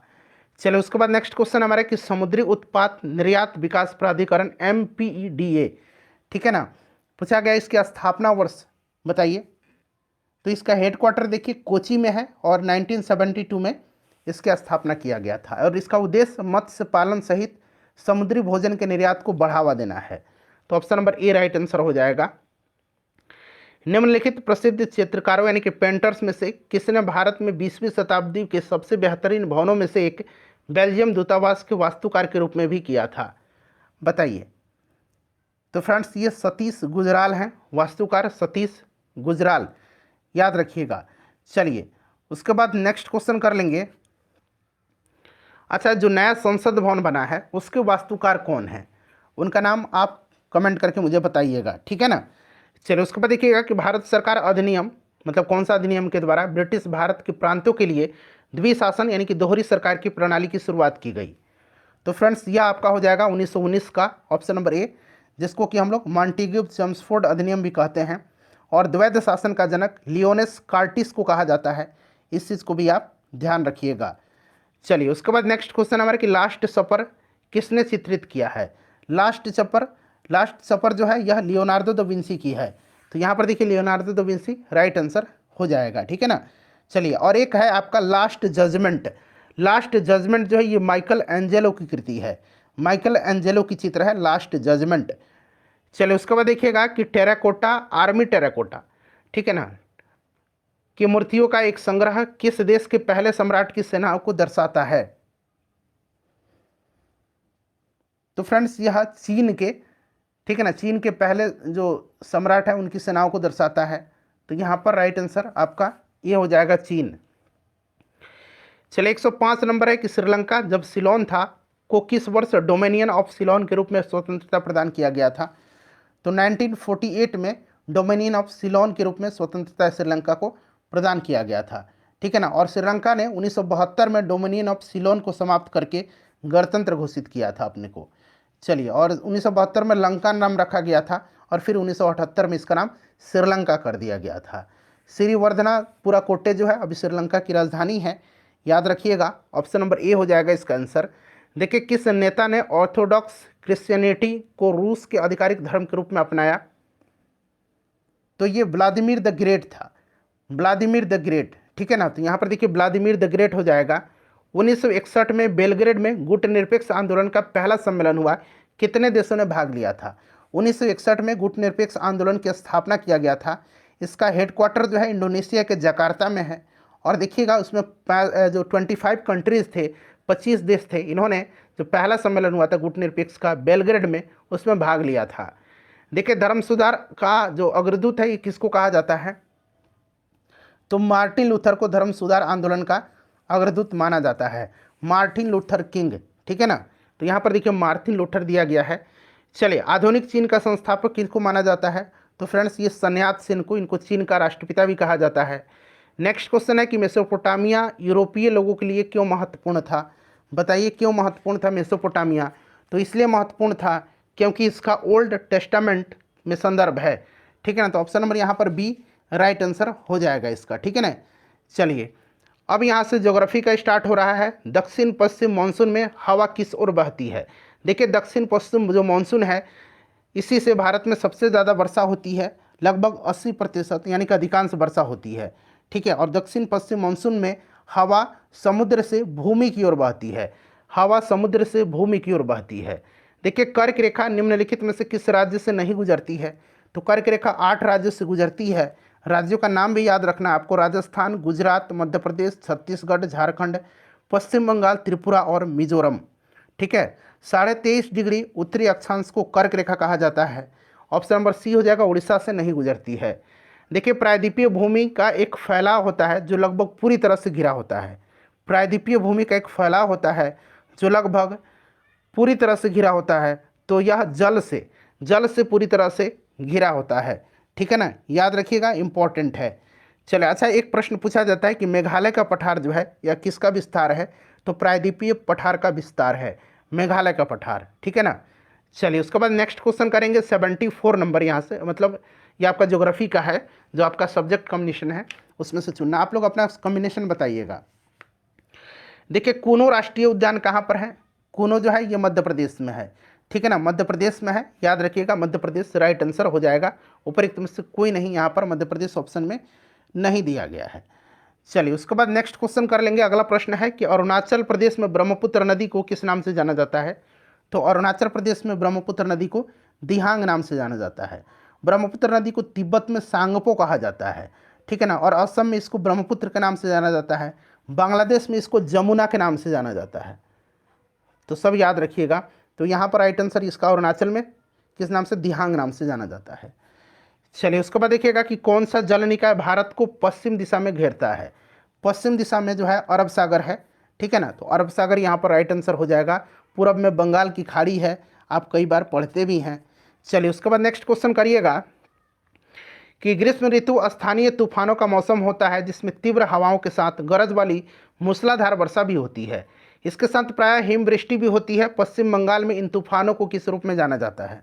तो पश्चिम बंगाल में इसको कहा जाता है काल वैसाखी। क्या कहा जाता है? इसको काल वैसाखी के नाम से जाना जाता है। ठीक है, और चाय, पटसन, चावल के लिए ये पवनें अच्छी होती हैं। और असम में इन तूफानों को क्या कहा जाता है? तो बोरदोलोई छीला कहा जाता है। बोरदोई छीला, ठीक है ना, इसको बोरदोई छीला कहा जाता है असम में, ये भी ध्यान रखिएगा। तो यहाँ पर देखिए काल बैसाखी राइट आंसर हो जाएगा। कर्नाटक में इसको चेरी ब्लॉसम या फिर कॉफ़ी वर्षा कहा जाता है। ठीक है, नेक्स्ट क्वेश्चन है कि निम्नलिखित में से कौन सा एस आकार का महासागर है? तो एस आकार का जो है वो आपका अटलांटिक है। ठीक है ना, अटलांटिक महासागर याद रखिएगा। चलिए, अटलांटिक महासागर जो है ध्यान रखिएगा, करेक्ट आंसर इसका हो जाएगा। तो अटलांटिक करेक्ट आंसर हो जाएगा। देखिए, भारत में उस स्थान की पहचान करें जहां से उष्णकटिबंधीय चक्रवात उत्पन्न होते हैं। तो भारत में बंगाल की खाड़ी और हिंद महासागर से उष्णकटिबंधीय चक्रवात उत्पन्न होते हैं, बंगाल की खाड़ी और हिंद महासागर से। चलिए फ्रेंड्स, नेक्स्ट क्वेश्चन हमारा कि पृथ्वी के वायुमंडल में अनुमानित रूप से कितने प्रतिशत बार आर्गन है? तो आपको पता है नाइट्रोजन 78.08% है, ऑक्सीजन लगभग 21%, 20.95% है, आर्गन लगभग 1% है, 0.93%, लगभग 1%। ऑप्शन नंबर ए यहाँ पर राइट आंसर हो जाएगा। चलिए, सौरमंडल का सबसे बाह्यतम ग्रह निम्नलिखित में से कौन सा है? सबसे वातमय ग्रह है, वातमय ग्रह है। ठीक है ना, वातमय पूछा गया है। तो वातमय ग्रह नेपच्यून है। ठीक है, और यह नीले रंग का ग्रह होता है और सर्वाधिक ठंडा ग्रह है। तो यहाँ पर ऑप्शन नंबर ए हो जाएगा। चलिए, उसके बाद नेक्स्ट क्वेश्चन कर लेंगे कि भारत के उत्तरी मैदान पूरी तरह से किस मिट्टी से जो है निर्मित है?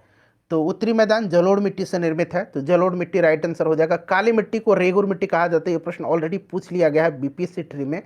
ठीक है, चलिए, निम्नलिखित में से कौन सी गंगा नदी की सहायक नदी है? तो गंगा की सहायक नदी की इसमें से बात करते हैं तो एक से अधिक होगा। रामगंगा और काली नदी गंगा की सहायक नदी है। ठीक है ना, तो यहाँ पर रामगंगा, काली, एक से अधिक इसका राइट आंसर हो जाएगा। पेनगंगा जो है, पेनगंगा आप यहाँ पर देख रहे हैं, पेनगंगा यह गोदावरी की सहायक नदी है। ठीक है ना। चलिए, उसके बाद देखिए, निम्नलिखित में से कौन सा महासागर दुनिया में तीसरा सबसे बड़ा महासागर है? तो आपका इसमें से अगर हम बात करें तो हिंद महासागर, प्रशांत महासागर, अटलांटिक महासागर। एक मिनट रुकिए, हिंद महासागर पहले इसका आंसर मैं बता देता हूँ। उसके बाद देखिए, प्रशांत और अटलांटिक की तुलना में यह बेहद छोटा है और औसत गहराई भी इसका 3741 मीटर है। चलिए, नेक्स्ट क्वेश्चन कर लेंगे। और सबसे बड़ा जो है, सबसे विशाल प्रशांत महासागर है, पृथ्वी का सबसे विशाल और गहरा महासागर है। चलिए, उसके बाद देखिएगा 85 नंबर कि भारत के उत्तरी मैदान पूरी तरह से किस मिट्टी से निर्मित है? शायद प्रश्न रिपीट हो रहा है क्या? नहीं, जलोढ़ मिट्टी से। हाँ, प्रश्न रिपीट हो गया लेकिन नंबर जो है बदला हुआ है, तो जलोढ़ मिट्टी होगा। निम्नलिखित में से कौन सी पहाड़ियाँ मेघालय में स्थित नहीं है? तो मेघालय में इसमें से देखिएगा, तो मेघालय में कौन कौन सी पहाड़ी हैं, तो देखिए मेघालय में जो है फ्रेंड्स आपका गारो, खासी, जयंतिया मेघालय के पठार के निवास करने वाली प्रमुख जनजातियाँ भी हैं। और यहाँ पर आपका जावड़ी जो होगा ना, जावड़ी ये मेघालय में स्थित नहीं है। जावड़ी पहाड़ी की श्रेणी पूर्वी घाट की बड़ी श्रेणियों में से एक है और यह उत्तरी तमिलनाडु राज्य में स्थित है। बाकी गारो, खासी, जयंती की पहाड़ियाँ यह हैं मेघालय में। देखिए गोदावरी बेसिन का सबसे बड़ा जल ग्रहण क्षेत्र निम्नलिखित में से किस राज्य में है, तो फ्रेंड्स ये महाराष्ट्र राज्य में है, ठीक है ना। गोदावरी का महाराष्ट्र में है, तो ध्यान रखिएगा। और गोदावरी को दक्षिणी गंगा या वृद्ध गंगा के नाम से भी जाना जाता है, तो यहाँ पर महाराष्ट्र हो जाएगा। महेंद्रगिरी एक खालिस्तान दिया गया कि ऊंची चोटी है, तो महेंद्रगिरी जो है यह किसकी ऊंची चोटी है, तो यह पूर्वी घाट की है। पूर्वी घाट ऑप्शन में दिख रहा है, नहीं दिख रहा, ऑप्शन नंबर ई उपरोक्त में से कोई नहीं, राइट आंसर इसका हो जाएगा। चलिए उसके बाद नेक्स्ट क्वेश्चन है कि दक्कन के पठार का त्रिकोणीय आकार का पठार है, ठीक है ना, एक त्रिकोणीय आकार का पठार है दक्कन का पठार, और उत्तर में खालिस्तान दिया गया पर्वत श्रेणी से घिरा है, तो यह सतपुड़ा पर्वत श्रेणी से घिरा हुआ है, सतपुड़ा राइट आंसर हो जाएगा। दक्कन के पठार के उत्तर पश्चिम में सतपुड़ा है और विंध्याचल है, और उत्तर में महादेव एवं मकालू है, और पूर्व में पूर्वी घाट और पश्चिम घाट सीमाएं बनाती हैं, तो यहाँ पर ऑप्शन नंबर ए हो जाएगा। देखिए एलएसी यानी कि वास्तविक नियंत्रण रेखा भारत और किस देश के बीच प्रभावी सीमा है, तो भारत और चीन के बीच में है। चलिए उसके बाद देखिए निम्नलिखित प्रदेशों में से किसमें जनसंख्या घनत्व द्वितीय सर्वाधिक है, द्वितीय सर्वाधिक, तो देखिए अगर हम बात करते हैं तो यूरोप जनसंख्या घनत्व वाला दूसरा सबसे बड़ा महादेश है, ठीक है ना, तो यहाँ पर राइट आंसर आपका ऑप्शन नंबर सी हो जाएगा, यूरोप हो जाएगा। सर्वाधिक घनत्व वाला महादेश एशिया है, ठीक है ना। चलिए उसके बाद देखिएगा कि जास्कर नदी निम्नलिखित में से किस नदी की सहायक नदी है, जास्कर जो है ना यह सिंधु नदी की सहायक नदी है, जास्कर किसकी है, सिंधु की सहायक नदी है जास्कर। चलिए उसके बाद देखिए निम्नलिखित में से किस राज्य की सीमा पश्चिम बंगाल राज्य से नहीं लगती है, पश्चिम बंगाल से जो है किसकी सीमा नहीं लगती है, तो देखिए अगर इसमें से हम बात करते हैं तो देखिए पश्चिम बंगाल से जो है आपका यहाँ पर मेघालय की सीमा नहीं लगती है, मेघालय की सीमा नहीं लगती है। अच्छा, बांग्लादेश के साथ अंतर्राष्ट्रीय सीमा बनाने वाले कौन कौन से राज्य हैं, तो पश्चिम बंगाल, असम, मेघालय, त्रिपुरा और मिजोरम है, ठीक है ना, इस चीज़ को आप ध्यान रखिएगा। चलिए नेपाल के साथ उत्तराखंड, उत्तर प्रदेश, बिहार, पश्चिम बंगाल और सिक्किम है। देखिए डाफला की पहाड़ियाँ मुख्य रूप से किस राज्य में व्याप्त हैं, तो डाफला की पहाड़ी जो है यह मुख्य रूप से किस राज्य में है, तो फ्रेंड्स ये अरुणाचल प्रदेश में है। कहाँ पर, अरुणाचल प्रदेश में। देखिए निम्नलिखित में से किस राज्य में देखिए मैक्लोडगंज नाम का एक प्रसिद्ध पर्वतीय स्थल अवस्थित है, तो फ्रेंड्स ये कहाँ पर है, हिमाचल प्रदेश में है। चलिए हिमाचल प्रदेश में राइट आंसर हो जाएगा। चलिए अगला प्रश्न कर लेंगे, नेक्स्ट क्वेश्चन है हमारा, यहाँ से देखिएगा कि निम्नलिखित में से किस प्रकार की मृदा में सूक्ष्म कणों का अनुपात बड़े कणों की अपेक्षाकृत अधिक होता है, तो देखिए चिकनी मिट्टी में सूक्ष्म कणों का अनुपात जो होता है बड़े कणों की अपेक्षा अधिक होता है, और यह मुख्यतः एल्युमिनियम के सिलिकेट एवं अन्य बहुसिलिकेट का मिश्रण होता है, तो राइट आंसर यहाँ पर ऑप्शन नंबर ई हो जाएगा, चिकनी मिट्टी, ठीक है ना, चिकनी मिट्टी करेक्ट आंसर हो जाएगा। और देखिए बलुई दोमट मिट्टी की जल धारण क्षमता सबसे कम होती है, बलुई दोमट मिट्टी की, ध्यान रखिएगा, ठीक है ना फ्रेंड्स। चलिए उसके बाद अगला प्रश्न कर लेंगे, नेक्स्ट क्वेश्चन है हमारा कि भारत विश्व के कुल भौगोलिक क्षेत्रफल का कितना प्रतिशत है, निकटतम बताना है आपको, तो मैंने आपको बताया ही था कि 2.4% है, तो यहाँ पर देखिए 2 निकटतम में आपका राइट आंसर हो जाएगा, क्योंकि यहाँ निकटतम कह रहा है पूर्ण संख्या में। कुल क्षेत्रफल की दृष्टि से भारत का सबसे छोटा केंद्र शासित प्रदेश, सबसे छोटा केंद्र शासित प्रदेश जो है यह आपका कौन सा हो जाएगा, राइट आंसर इसका क्या हो जाएगा, लक्षद्वीप है, तो लक्षद्वीप तो ऑप्शन में है ही नहीं, तो इसीलिए ऑप्शन नंबर ई उपरोक्त में से कोई नहीं होगा। सबसे बड़ा केंद्र शासित प्रदेश क्षेत्रफल के दृष्टिकोण से जम्मू कश्मीर है, और जनसंख्या के दृष्टिकोण से सबसे बड़ा दिल्ली है, ठीक है। चलिए अगला प्रश्न करेंगे कि वर्ग किलोमीटर भूमि क्षेत्र के हिसाब से भारत दुनिया का सबसे बड़ा देश है कौन सा, तो भारत जो है दुनिया का 7वां सबसे बड़ा देश है, तो 7वां राइट आंसर हो जाएगा। लेकिन निम्नलिखित में से कौन सी प्रमुख नदी एक पूर्व की ओर बहने वाली नदी नहीं है, एक पूर्व की ओर बहने वाली नदी नहीं है, तो देखिए इसमें से अगर हम बात करते हैं तो नर्मदा नदी पूर्व की ओर बहने वाली नदी नहीं है, यह पश्चिम दिशा में बहने वाली नदी है, ठीक है ना। और नर्मदा जो है ये आपका डेल्टा का निर्माण नहीं करती हैं, एस्चुरी का निर्माण करती है, इसलिए ध्यान रखिएगा। चलिए, मांडवी सागर तट कहाँ पर स्थित है? तो मांडवी जो है ना, यह आपका मांडवी सागर तट गुजरात में स्थित है, गुजरात में। उज्जैन जो है किस नदी की पूर्व की ओर मालवा के पठार पर स्थित है? तो उज्जैन जो है ये शिप्रा नदी के पूर्व की ओर मालवा के पठार पर स्थित है, और उज्जैन में कुंभ मेला इसी नदी के किनारे भी लगता है। तो यहाँ पर देखिए शिप्रा नदी दिया गया है। चलिए, विश्व जल दिवस प्रतिवर्ष कब मनाया जाता है? तो फ्रेंड्स ये 22 मार्च के दिन मनाया जाता है, और 1993 में पहली बार मनाया गया था। देखिए, काकरापार सिंचाई परियोजना जो है किस नदी पर है? काकरापार। तो काकरापार जो है फ्रेंड्स ये गुजरात में है, इस चीज़ को ध्यान रखिएगा। और यह तापी नदी पर है, ठीक है ना, तापी नदी पर है। तो यहाँ पर देखिए ऑप्शन सी राइट आंसर हो जाएगा। देखिए, पंजाब हिमालय किन नदियों के मध्य स्थित है? पंजाब हिमालय, तो पंजाब हिमालय जो है ये सिंधु और सतलज नदी के मध्य में है, सिंधु और सतलज का, ठीक है।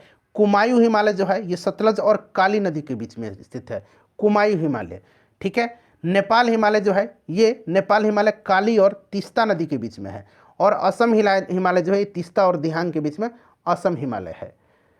चलिए, नेक्स्ट क्वेश्चन करेंगे कि पंग लहाबसोल का पूर्व प्रमुख से संपूर्ण खालिस्तान दिया गया में मनाया जाता है। पर्व है ये, पर्व फेस्टिवल। पंग पहालबसोल का पर्व प्रमुख रूप से संपूर्ण किस राज्य में मनाया जाता है? सिक्किम में मनाया जाता है, ठीक है ना। ये फेस्टिवल है पंग लहाबसोल, ठीक है। चलिए, 107 नंबर क्वेश्चन है कि देशों और उनकी राजधानी को संदर्भ में कौन सा युग्म सही दिया गया है? बताइए कौन सा युग्म सही दिया गया है? तो यहाँ पर देखेंगे फ्रेंड्स, तो म्यांमार की राजधानी नैपिदो सही दिया गया है, ठीक है ना। उसके बाद देखिएगा कंबोडिया यहाँ पर दिया गया, तो ये नोम पेन होगा, इस तरह से नोम पेन कंबोडिया की राजधानी है, ठीक है। उसके बाद ब्रुनेई की राजधानी जो बंदर सेरी है, बंदर सेरी, तो ये तो गलत दिया गया है। चलिए, लेबनान की राजधानी बेरूत है, ठीक है ना, तो ये वाला कॉम्बिनेशन सही है। कान्हा राष्ट्रीय उद्यान किस राज्य में स्थित है? तो कान्हा जो है ये कहाँ पर है? तो फ्रेंड्स कान्हा जो है यह किस राज्य में है? बताइए, मध्य प्रदेश में है, मध्य प्रदेश ऑप्शन में नहीं है। कोलेरू झील निम्नलिखित में से किस राज्य में स्थित है? कोलेरू आंध्र प्रदेश में है, मीठे पानी की झील है, आंध्र प्रदेश में है, ठीक है ना। चलिए, उसके बाद देखिएगा कि अनंतगिरी पहाड़ियाँ किस राज्य में स्थित हैं?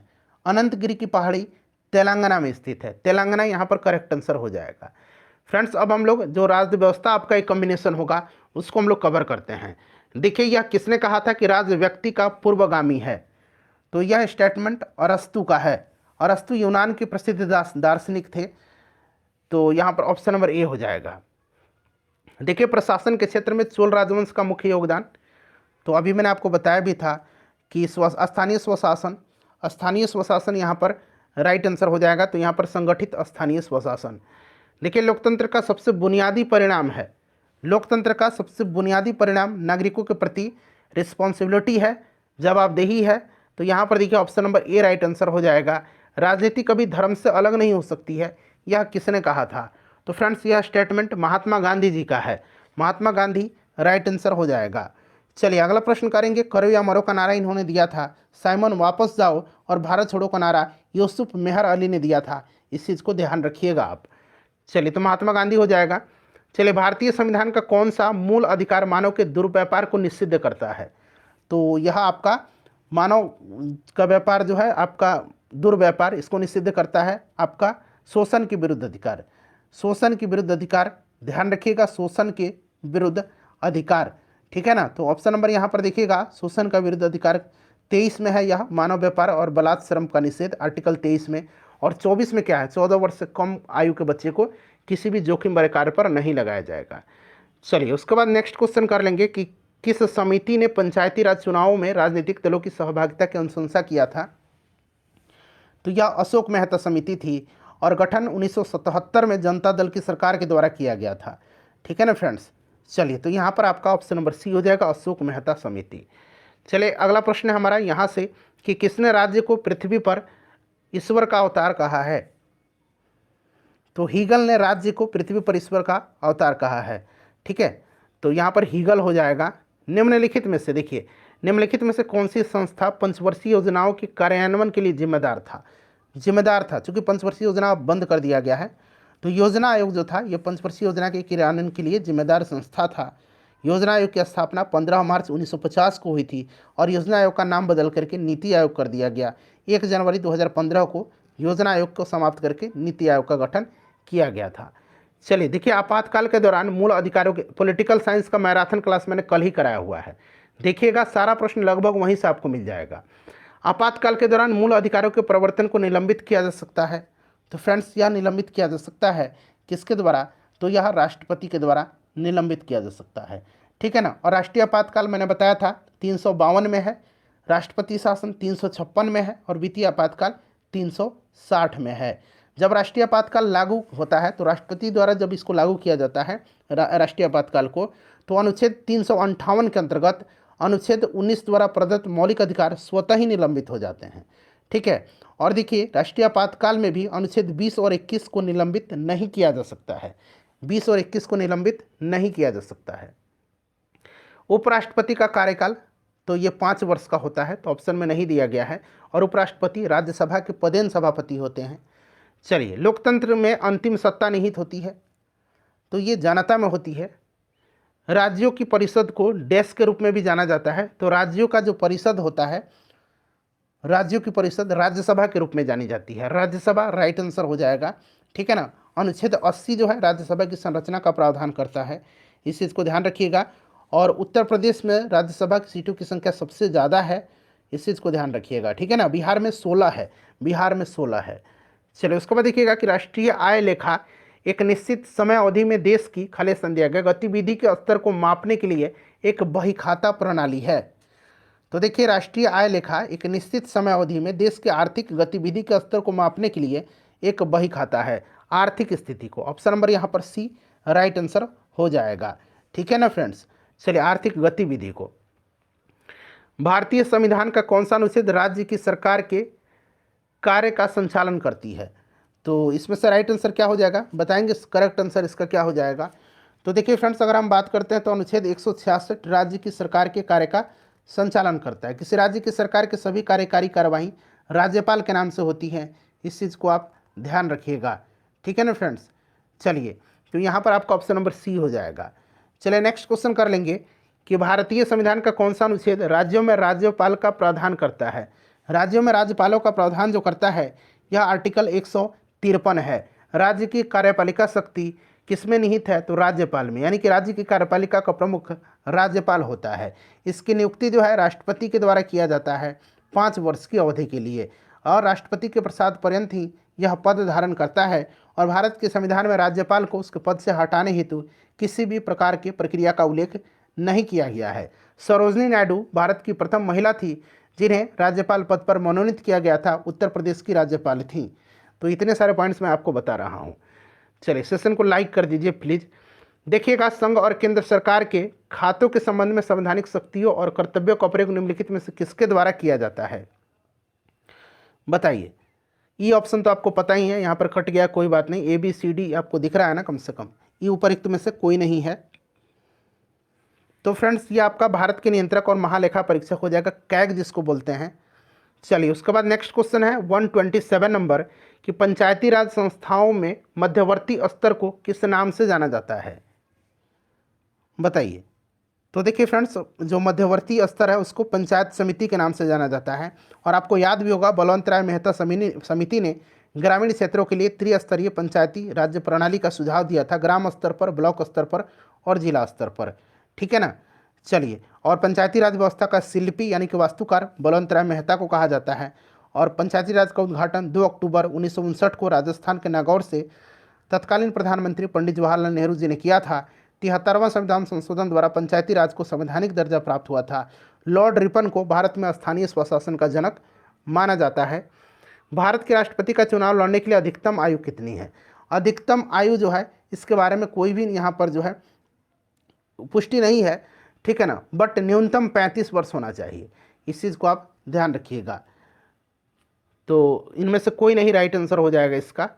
चलिए, भारतीय संविधान में मूल कर्तव्य किस देश के संविधान से संग्रहित है? मूल कर्तव्य यानी कि फंडामेंटल ड्यूटीज़, तो ये आपका रूस से लिया गया था। तो यहाँ पर देखिए USSR यानी कि रूस से लिया गया था। मौलिक अधिकार जो है ये आपका USA से लिया गया है, इस चीज़ को आप ध्यान रखिएगा। चलिए, उसके बाद नेक्स्ट क्वेश्चन है हमारा कि स्वतंत्रता के बाद भारतीय संविधान ने सामाजिक और आर्थिक नीति के उद्देश्य के रूप में समाज के डैश स्वरूप को स्वीकार किया। करेक्ट आंसर क्या होगा इसका? तो फ्रेंड्स ये समाजवादी स्वरूप का जो है स्वीकार किया था। और समाजवादी शब्द भारतीय संविधान में 42वां संशोधन जो हुआ था आपका 1976 में, उसी में जोड़ा गया था। ठीक है, चलिए उसके बाद देखिएगा कि भारतीय संविधान की 8वीं अनुसूची निम्नलिखित में से कौन सी भाषा विनिर्दिष्ट नहीं है। तो 8वीं अनुसूची में 22 भाषाओं का उल्लेख किया गया है, इस चीज़ को आप ध्यान रखिएगा। अंग्रेजी भाषा का उसमें जो है विनिर्दिष्ट नहीं है। चलिए, भारत के संविधान के निम्नलिखित में से किस अनुच्छेद में राज्य को प्रसूति सहायता के लिए प्रावधान निर्मित करने के निर्देश दिया गया है? तो फ्रेंड्स यह आपका अनुच्छेद 42 है। इसमें राज्य को प्रसूति सहायता के लिए प्रावधान निर्मित करने के लिए निर्देश दिया गया है। और अनुच्छेद 42 में प्रावधान है कि राज्य काम की न्यायसंगत और मनोचित दशाओं को और प्रसूति सहायता के लिए उपबंध करेगा। चलिए अगला प्रश्न है हमारा कि भारत के संविधान का निम्नलिखित में से कौन सा अनुच्छेद सैन्य या अकादमिक वैशिष्ट को छोड़ करके भारतीय राज्य द्वारा कोई भी उपाधि प्रदान किए जाने से निषेधित करता है? तो यह आर्टिकल 18 है, आपको भी याद है 18(1) यहाँ पर उपाधियों का अंत है। ठीक है ना। चलिए उसके बाद नेक्स्ट क्वेश्चन है हमारा कि निम्नलिखित में से किस वर्ष में भारत के संविधान में 9वीं अनुसूची संलग्न किया गया था? 9वीं अनुसूची को 1951 में जो पहला संविधान संशोधन हुआ था उसी में जोड़ा गया था और भूमि सुधार और जमींदारी उन्मूलन के लिए बनाया गया था, यह आपको भी याद होगा। तो यहाँ पर आपका ऑप्शन नंबर सी हो जाएगा। चलिए उसके बाद देखिएगा कि भारत के संविधान का निम्नलिखित में से कौन सा अनुच्छेद अल्पसंख्यकों द्वारा शिक्षा संस्थानों की स्थापना और प्रशासन करने का अधिकार निर्दिष्ट करता है? तो यह कौन सा आर्टिकल है? आर्टिकल 30 है, आर्टिकल 30। ठीक है ना, आर्टिकल 30 यहाँ पर करेक्ट आंसर हो जाएगा। क्लियर ना। चलिए आर्टिकल 27 में धार्मिक अभिवृद्धि के लिए व्यय धनराशि पर कर से छूट का प्रावधान किया गया है। आर्टिकल 28 में शिक्षण संस्थानों में धार्मिक शिक्षा या धार्मिक उपासना पर प्रतिबंध लगाया गया है। और आर्टिकल 29 आपको याद होगा अल्पसंख्यक वर्गों के भाषा, लिपि और संस्कृति के हितों के संरक्षण का वर्णन किया गया है। देखिए भारतीय संविधान का अनुच्छेद 21 और निम्नलिखित में से किस वर्ष में समावेशित किया गया था? शिक्षा का अधिकार है यह। ठीक है ना, 2002 में 86वां जो संशोधन हुआ था उसी के तहत इसको मौलिक अधिकार में जोड़ा गया और इसके अनुसार 6 से 14 वर्ष की बच्चों को अनिवार्य और निःशुल्क प्राथमिक शिक्षा देने का प्रावधान किया गया है 21A में। ठीक है ना, तो यहाँ पर ऑप्शन नंबर ए हो जाएगा। चलिए उसके बाद नेक्स्ट क्वेश्चन है हमारा, देखिए भारत के संविधान में निम्नलिखित में से कौन सा संशोधन लघु संविधान कहलाता है? मिनी कॉन्स्टिट्यूशन कहा जाता है 42वां संविधान संशोधन को, क्योंकि इसमें व्यापक संशोधन हुआ था। तो 1976 वाला 42वां संविधान संशोधन। भारतीय संविधान के निम्नलिखित अनुच्छेदों में से कौन सा राष्ट्रीय अनुसूचित जाति आयोग से संबंधित है? अनुसूचित जाति आयोग से। तो फ्रेंड्स यह जो है आर्टिकल 338 है। अनुसूचित जनजाति आयोग पूछेगा तो 338A होगा। ठीक है ना, याद रखिएगा इसे भी। उसके बाद देखिएगा कि निम्नलिखित में से कौन सा भारतीय संविधान की 7वीं अनुसूची में राज्य की सूची में शामिल मामला है? बताइए। 7वीं अनुसूची में आपको पता है संघ सूची, संघ और राज्य के बीच शक्ति का बंटवारा है, संघ सूची, राज्य सूची और समवर्ती सूची है। देखिए बाजार और मेला भारतीय संविधान की 7वीं अनुसूची में राज्य सूची है। पंचायती राज भी जो है पंचायत, वो भी आपका राज्य सूची में ही आता है। तो यहाँ पर आपका option number C right answer होगा। चलिए उसके बाद देखिएगा कि निम्नलिखित में से कौन नियमों के माध्यम से राज्य लोक सेवा आयोग के सदस्यों की संख्या और उसकी सेवा की शर्तों का निर्धारण कर सकता है? राज्य लोक सेवा आयोग की बात हो रही है, तो राज्यपाल के द्वारा होगा। राज्यपाल राज्य लोक सेवा आयोग के सदस्यों की संख्या और उनकी सेवा शर्तों का निर्धारण करता है। राज्य लोक सेवा आयोग के सदस्य 6 साल की अवधि या 62 वर्ष की आयु जो भी पहले हो पद पर रहते हैं। ठीक है ना। चलिए तो यहाँ पर option number B correct answer हो जाएगा। भारत की आकस्मिक निधि जो है, आकस्मिकता निधि, इसका संरक्षक कौन होता है? तो इसका जो संरक्षक होता है ये राष्ट्रपति होते हैं। Option number B right answer हो जाएगा। अनुच्छेद 267 जो है इसका अनुसार सांसद को आकस्मिकता निधि स्थापित करने की शक्ति प्रावधान किया गया है इसमें। ठीक है, और आकस्मिक निधि से पैसा निकालने के लिए संसद से इजाज़त की ज़रूरत नहीं होती है। चलिए निम्नलिखित में से कौन सी नदी उन 3 नदियों में से एक है जिनकी आपसी क्रिया के परिणाम स्वरूप उत्तरी मैदानों का निर्माण होता है? तो यह सिंधु, गंगा और ब्रह्मपुत्र ये 3 नदी हैं। तो यहाँ पर देखिए ब्रह्मपुत्र दिया गया है, option number A right answer हो जाएगा। चलो उसके बाद देखिएगा कि भारतीय संविधान के निम्नलिखित अनुच्छेदों में से कौन सा अनुच्छेद संसद को जनहित में आवश्यकता अनुसार दो राज्यों या भारतीय क्षेत्र के किन्हीं भी भागों के बीच व्यापार, वाणिज्य और पारस्परिक व्यवहार पर प्रतिबंध आरोपित करने का अधिकार देता है। तो यह आर्टिकल जो है कौन सा है, आर्टिकल 302 है। चलिए, राज्यसभा के कितने सदस्य हर दूसरे साल सेवानिवृत्त हो जाते हैं और नए चुने गए सदस्य उनका स्थान लेते हैं? तो प्रत्येक वर्ष 1/3 सदस्य, ठीक है ना, 1/3 सदस्य जो होगा option number C right answer हो जाएगा, सेवानिवृत्त हो जाते हैं। ठीक है ना फ्रेंड्स। राज्यसभा एक अस्थायी सदन होता है, कभी भी भंग नहीं होता है। राज्यसभा के सदस्यों का कार्यकाल 6 वर्ष का होता है और राज्यसभा का सदस्य बनने के लिए न्यूनतम उम्र सीमा 30 वर्ष है। चलिए, और लोकसभा का 25 वर्ष है। भारत की भू राजनीतिक और भू अर्थशास्त्र पर वार्षिक वैश्विक सम्मेलन रायसीना डायलॉग का 5वां संस्करण किस स्थान पर आयोजित किया गया? इंपॉर्टेंट क्वेश्चन है। तो फ्रेंड्स, ये आयोजित किया गया था कहाँ पर? तो नई दिल्ली में हुआ था। ठीक है ना, नई दिल्ली में इसका आयोजन किया गया था। निम्नलिखित में से कौन सा, यहाँ पर देखिए, कौन सा यहाँ पर अनुच्छेद संपत्ति का अधिकार, जो पहले मौलिक अधिकार था बाद में इसको विधिक अधिकार किया गया, ठीक है ना, 44वां संविधान संशोधन के द्वारा इसको मौलिक अधिकार की सूची से हटा दिया गया और अनुच्छेद 300A में, ठीक है ना, इसको अंतः स्थापित किया गया था। चलिए, अब उसके बाद हम लोग 47 नंबर क्वेश्चन यहाँ से करेंगे। लोकसभा का अधिवेशन वर्ष में कम से कम कितनी बार बुलाया जाना आवश्यक है? तो कम से कम 2 बार। ठीक है ना, याद रखिएगा, लोकसभा को संसद का प्रथम या निम्न सदन कहा जाता है और लोकसभा का अधिवेशन वर्ष में कम से कम 2 बार बुलाया जाना जो है ये जरूरी होता है, ध्यान रखिएगा। चलिए, उसके बाद 2 बार हो जाएगा। निम्नलिखित में से कौन सा विषय समवर्ती सूची में है? समवर्ती सूची में कौन सा विषय है? तो देखिए, समवर्ती सूची में जो है इसमें से कौन सा भी विषय समवर्ती में नहीं है। ठीक है, कोई सा भी इसमें से समवर्ती में नहीं दिया गया है, तो इनमें से कोई नहीं राइट आंसर हो जाएगा। पुलिस राज्य सूची का विषय है, आपको भी पता है, पुलिस जो है राज्य सूची का विषय है। चलिए, उसके बाद देखिएगा कि संविधान सभा की मांग को ब्रिटिश सरकार ने कब स्वीकार किया था? बताइए। तो फ्रेंड्स, ये स्वीकार किया था 1942 में। 1942 राइट आंसर हो जाएगा, ऑप्शन नंबर ई उपरोक्त में से कोई नहीं। चलिए, उसके बाद नेक्स्ट क्वेश्चन है कि लोकसभा के लिए कितना जो है कोरम होना चाहिए? जो कोरम जो होना चाहिए 1/10 होना चाहिए। तो 10वां भाग देखिए कहीं दिया गया है क्या? हाँ, कुल सदस्यों का 10वां भाग, option number B right answer हो जाएगा। पूरा कंप्लीट मैंने फुल सेट कवर कराया है। सेशन को लाइक करिएगा, अपना स्कोर बताइए और शेयर कर दीजिएगा। PDF टेलीग्राम पर मिलेगा, टेलीग्राम का लिंक आपको डिस्क्रिप्शन बॉक्स में मिल जाएगा।